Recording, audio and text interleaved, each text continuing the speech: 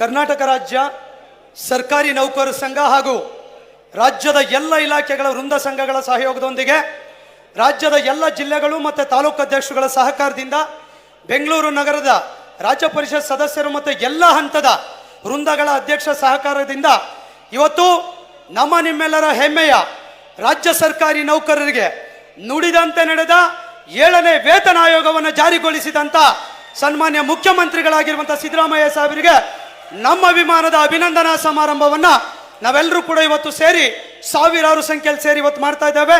ಈ ಸಂದರ್ಭದಲ್ಲಿ ವೇದಿಕೆ ಮೇಲೆ ಈ ಕಾರ್ಯಕ್ರಮವನ್ನು ಉದ್ಘಾಟನೆಯನ್ನು ಮಾಡಿ ನಮ್ಮ ಅಭಿಮಾನದ ಅಭಿನಂದನೆಯನ್ನು ಸ್ವೀಕರಿಸಲಿಕ್ಕೆ ಬಂದಿರುವಂಥ ಸಿದ್ದರಾಮಯ್ಯ ಸಾಹೇಬರಿಗೆ ಲಕ್ಷಾಂತರ ಸರ್ಕಾರಿ ನೌಕರರು ಕುಟುಂಬದ ಪರವಾಗಿ ತುಂಬು ಹೃದಯದ ಸ್ವಾಗತ ಧನ್ಯವಾದಗಳನ್ನು ಸಲ್ಲಿಸ್ತಾ ಇದ್ದೇನೆ. ಅದರ ಜೊತೆ ಸನ್ಮಾನ್ಯ ಮಧು ಬಂಗಾರಪ್ಪನವರು ಶಾಲಾ ಶಿಕ್ಷಣ ಸಚಿವರು, ಅವರು ಕೂಡ ಒಂದು ರಾಜ್ಯದ ಪ್ರಾಥಮಿಕ ಶಾಲಾ ಶಿಕ್ಷಕರ ಸಮಸ್ಯೆ ಬಗ್ಗೆ ಖಂಡಿತ ಈಡೇರಿಸ್ತಾರೆ ಎನ್ನುವಂಥ ಭರವಸೆ ಮೇರೆಗೆ ಅವ್ರಿಗೆ ಕೂಡ ನಾನು ಸ್ವಾಗತದೊಂದಿಗೆ ಧನ್ಯವಾದಗಳನ್ನು ಸಲ್ಲಿಸ್ತಾ ಇದ್ದೇನೆ.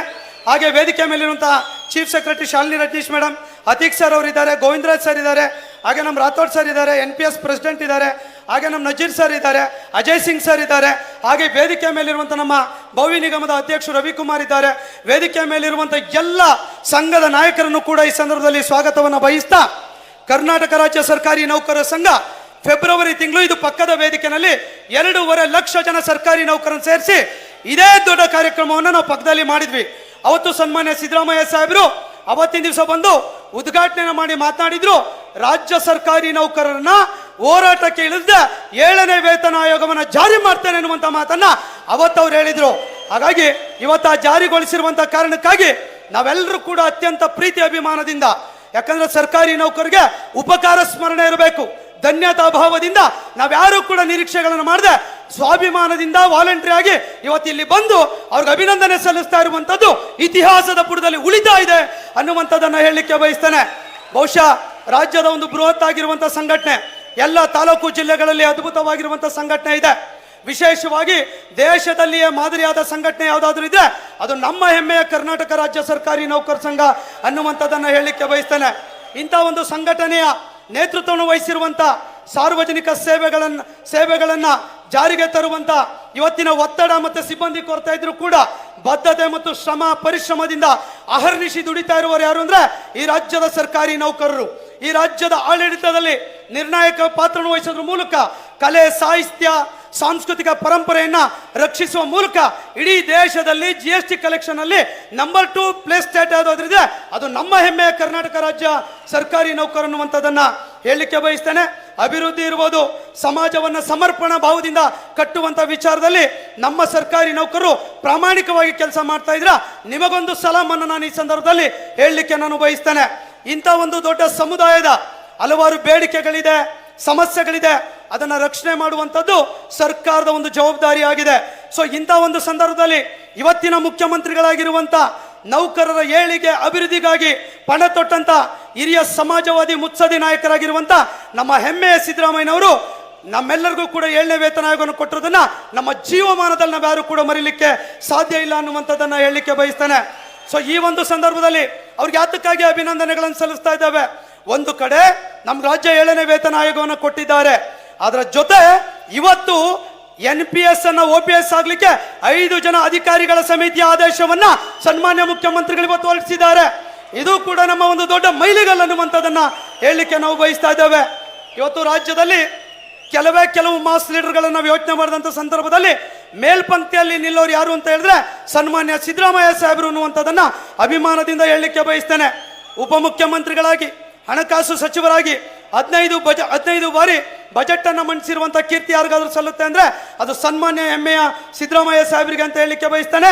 ಇಂಥ ಸಂದರ್ಭದಲ್ಲಿ ನೌಕರನ್ನ ಹೊರತುಪಡಿಸಿ ಜನಪರ ಬಜೆಟ್ಗಳನ್ನ, ಜನಪರ ಭಾಗ್ಯಗಳನ್ನ ನೀಡಿದಂತ ಈ ನಾಡಿನ, ಈ ದೇಶದ ಭಾಗ್ಯ ವಿಧಾತರು ಯಾರು ಅಂದ್ರೆ ಸನ್ಮಾನ್ಯ ಸಿದ್ದರಾಮಯ್ಯನವರು ಅನ್ನುವಂಥದ್ದನ್ನ ಅಭಿಮಾನದಿಂದ ಹೇಳಲಿಕ್ಕೆ ಬಯಸ್ತೇನೆ. ಬಡವರ, ಶ್ರಮಿಕರ, ಕೂಲಿ ಕಾರ್ಮಿಕರ ಬಗ್ಗೆ ಹೃದಯ ಶ್ರೀಮಂತಿಕೆಯನ್ನು ಉಳ್ಳವರು ತಾವಾಗಿದ್ದೀರಾ.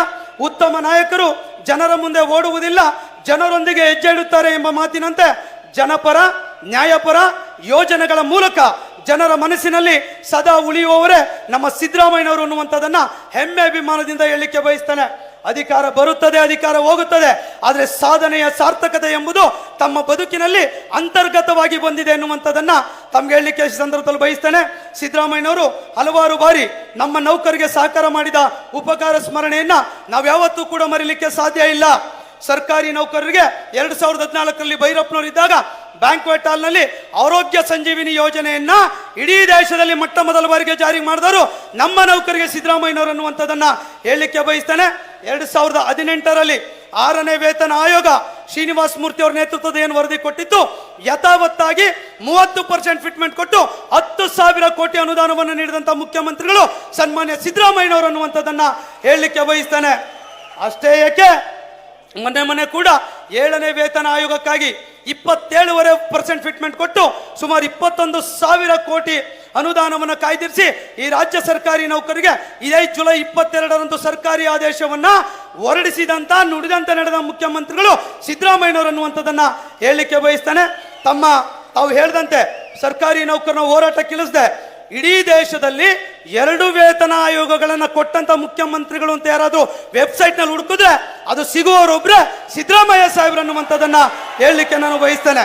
ಬಹುಶಃ ಇಂದು ನಾವೆಲ್ಲ ಕೂಡ ಸೇರಿ ಅತ್ಯಂತ ಅಭಿಮಾನದಿಂದ ನಮ್ಮೆಲ್ಲ ಕುಟುಂಬದ ಸದಸ್ಯರ ಪರವಾಗಿ ಧನ್ಯತಾ ಭಾವದಿಂದ ಗೌರವಾರ್ಪಣೆಯನ್ನು ಸಲ್ಲಿಸುವುದು ನಮ್ಮೆಲ್ಲರ ಕರ್ತವ್ಯ ಮತ್ತು ಸುದೈವವೆಂದು ನಾವು ಭಾವಿಸಿದ್ದೇವೆ. ತಮ್ಮ ಕಾಯಕದ ಮುಖಾಂತರ ಲಕ್ಷಾಂತರ ನೌಕರ ಕುಟುಂಬದಲ್ಲಿ ತಮ್ಮ ಹೆಸರು ಚಿರಸ್ಥಾಯಿಯಾಗಿದೆ ಅಂತ ಈ ಸಂದರ್ಭದಲ್ಲಿ ತಮ್ಮೊಟ್ಟಿಗೆ ಹೇಳ್ಕೊಳ್ತಾ, ನಾವೆಲ್ಲರೂ ಕೂಡ ರಾಜ್ಯದ ಮೂಲೆ ಮೂಲೆಗಳಿಂದ ತಾಲೂಕುಗಳಿಂದ ನಾವೆಲ್ಲರೂ ಕೂಡ ಬಂದು ಇವತ್ತು ತಮ್ಗೆ ಅಭಿಮಾನದ ಅಭಿನಂದನೆಗಳನ್ನ ಸಲ್ಲಿಸ್ತಾ ಇದ್ದೇವೆ. ಬರುವಂತ ದಿನಗಳಲ್ಲೂ ಕೂಡ ಅಷ್ಟೇ ನಮ್ಮ NPS ವಿಚಾರಕ್ಕೆ ಈಗಾಗಲೇ ಕಮಿಟಿಯನ್ನು ತಾವು ಮಾಡಿದ್ದೀರಾ. ಆ ಕಮಿಟಿ ಇಮಿಡಿಯೇಟ್ ಆಗಿ 1 or 2 months ಅಲ್ಲಿ ಆ ರಾಜ್ಯಗಳಿಗೆ 5-6 ರಾಜ್ಯಗಳಿಗೆ ಹೋಗಿ ವರದಿಯನ್ನು ತೆಗೆದುಕೊಂಡು ಬಂದು ತಾವು ಹೇಳಿದ್ದೀರಾ, ಅದು ವರದಿ ಬಂದ ನಂತರ ಸಚಿವ ಸಂಪುಟದಲ್ಲಿ ಅದನ್ನು ಪ್ಲೇಸ್ ಮಾಡಿ ಅದನ್ನೂ ಕೂಡ ಜಾರಿಗೆ ಮಾಡ್ತೇವೆ, ನಮ್ಮ ಪ್ರಣಾಳಿಕೆಯಲ್ಲಿ ಕೂಡ ಹೇಳಿದ್ದೇವೆ ಅನ್ನುವಂಥ ಮಾತನ್ನ ಸನ್ಮಾನ್ಯ ಮುಖ್ಯಮಂತ್ರಿಗಳು ಕೂಡ ಹೇಳಿದ್ದಾರೆ. ಅದ್ರ ಜೊತೆ ಇವತ್ತು ನಮ್ಮ ಹೆಲ್ತ್ ಆರೋಗ್ಯ ಸ್ಕೀಮಿಗೆ ಸಂಬಂಧಪಟ್ಟಂತೆ ಅದು ಕೂಡ ಜಾರಿಗೆ ಬರಬೇಕು. ಈಗಾಗಲೇ ಅಧಿಕಾರಿಗಳಿಗೆ ಕೂಡ ಸೂಚನೆ ಕೊಟ್ಟಿದ್ದಾರೆ. ಮಾನ್ಯ ಅತೀಕ್ ಸರ್ ಅವರು ಮತ್ತು ಶಾಲಿನಿ ಮೇಡಮ್ ಅವರು ಕೂಡ ಆ ಜವಾಬ್ದಾರಿಗಳನ್ನು ತೆಗೆದುಕೊಂಡಿದ್ದಾರೆ. ಆದಷ್ಟು ಬೇಗ ಆರೋಗ್ಯ ಯೋಜನೆಯನ್ನು ಕೂಡ ಜಾರಿಗೆ ತರುವಂತ ಕೆಲಸವನ್ನ ತಾವು ಕೂಡ ಮಾಡಿಕೊಡ್ಬೇಕು ಅನ್ನುವಂತ 2ನೇ ಬೇಡಿಕೆಯನ್ನು ಹೇಳ್ತೇವೆ. ಅದ್ರ ಜೊತೆ ಈ ರಾಜ್ಯದಲ್ಲಿ ಸುಮಾರು 70-80 ಜನ ಪ್ರಾಥಮಿಕ ಶಾಲಾ ಶಿಕ್ಷಕರಿದ್ದಾರೆ. ಶಿಕ್ಷಣ ಸಚಿವರು ಕೂಡ ಈ ವೇದಿಕೆಗೆ ನಾವು ಅವ್ರನ್ನ ಕರೆದಿದ್ದೇವೆ.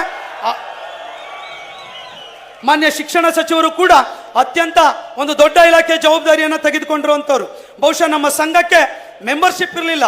ಬಹುಶಃ ಅವ್ರ ಪೂಜ್ಯ ತಂದೆಯವರು ಬಂಗಾರಪ್ಪನವರು ಇದ್ದಂಥ ಸಂದರ್ಭದಲ್ಲಿ ನಮ್ಮ ಸಂಘಕ್ಕೆ ಮೆಂಬರ್ಶಿಪ್ ಸಿಸ್ಟಮ್ ಅನ್ನು ತಂದಂತವರು ಸನ್ಮಾನ್ಯ ಬಂಗಾರಪ್ಪನವರು ಅನ್ನುವಂಥದ್ದನ್ನು ಅಭಿಮಾನದಿಂದ ಹೇಳಲಿಕ್ಕೆ ಬಯಸ್ತೇನೆ. ರಾಜ್ಯದ ಪ್ರಾಥಮಿಕ ಶಾಲಾ ಶಿಕ್ಷಕರಿರ್ಬೋದು, ಗ್ರಾಮೀಣ ಕೃಪಾಂಕ ಯೋಜನೆಯನ್ನು ಜಾರಿಗೆ ತಂದು ಸಾವಿರಾರು ಶಿಕ್ಷಕರ ಬದುಕಿಗೆ, ಇತರೆ ನೌಕರ ಬದುಕಿಗೆ ಬೆಳಕಾದರವರು. 4th ಪೇ ಕಮಿಷನ್ ಜಾರಿಗೆ ತಂದವರು. ಜೊತೆಗೆ ಮಧು ಬಂಗಾರಪ್ಪನವರು 1 ವರ್ಷ 4 ತಿಂಗಳ ಅವಧಿನಲ್ಲಿ ವರ್ಗಾವಣೆ ಕಾಯ್ದೆಯಲ್ಲಿ ಸುಧಾರಣೆಗಳನ್ನು ತಂದಿದ್ದಾರೆ. ಪರೀಕ್ಷಾ ಅವಕಾಶಗಳಲ್ಲಿ ಹೆಚ್ಚಳಗಳನ್ನು ಮಾಡಿದ್ದಾರೆ. ಮತ್ತೆ ಮಕ್ಕಳಿಗೆ ಬಿಸಿ ಊಟದಲ್ಲಿ ಮೊಟ್ಟೆ ಇರ್ಬೋದು, ಬಾಳೆಹಣ್ಣು ಇರ್ಬೋದು, ಚಿಕ್ಕಿ ಕೊಡುವಂಥ ವ್ಯವಸ್ಥೆಗಳನ್ನು ಕೂಡ ಜಾರಿಗೆ ತಂದಿದ್ದಾರೆ. ಅದರ ಜೊತೆ ಸರ್ಕಾರಿ ಶಾಲೆಗಳ ಸಬಲೀಕರಣಕ್ಕಾಗಿ ಅವರು ಪ್ರಯತ್ನವನ್ನು ಮಾಡ್ತಾ ಇದ್ದಾರೆ. ಮೊನ್ನೆ ಕೂಡ ಅವರು ಒಂದು ಭರವಸೆ ಮಾತುಗಳನ್ನು ಕೂಡ ಒಂದು ವೇದಿಕೆಯಲ್ಲಿ ಹೇಳಿದ್ದಾರೆ. ರಾಜ್ಯದ 80,000 PhD ಟೀಚರ್ ಹಿತ ಕಾಯ್ತೇನೆ ಎನ್ನುವಂಥ ಮಾತನ್ನ ಮುಖ್ಯಮಂತ್ರಿಗಳ ಜೊತೆ ಚರ್ಚೆ ಮಾಡಿ ಮಾಡ್ತೇವೆ ಅನ್ನುವಂಥ ಮಾತನ್ನು ಹೇಳಿದ್ದಾರೆ. ಮಾನ್ಯ ಮಧು ಬಂಗಾರಪ್ಪ ಸಾಹೇಬರು ಮುಖ್ಯಮಂತ್ರಿಗಳು ಒಟ್ಟಿಗೆ ವೇದಿಕೆಯಲ್ಲಿದ್ದಾರೆ. ಶಾಲಿನಿ ಮೇಡಮ್ ಅವರು ಕೂಡ ಇಲ್ಲೇ ಇದ್ದಾರೆ. C&R ಬಗ್ಗೆ ತುಂಬಾ ಜವಾಬ್ದಾರಿಯಿಂದ ಮೇಡಮ್ ಕೂಡ ಕೆಲಸವನ್ನು ಮಾಡ್ತಿದ್ದಾರೆ.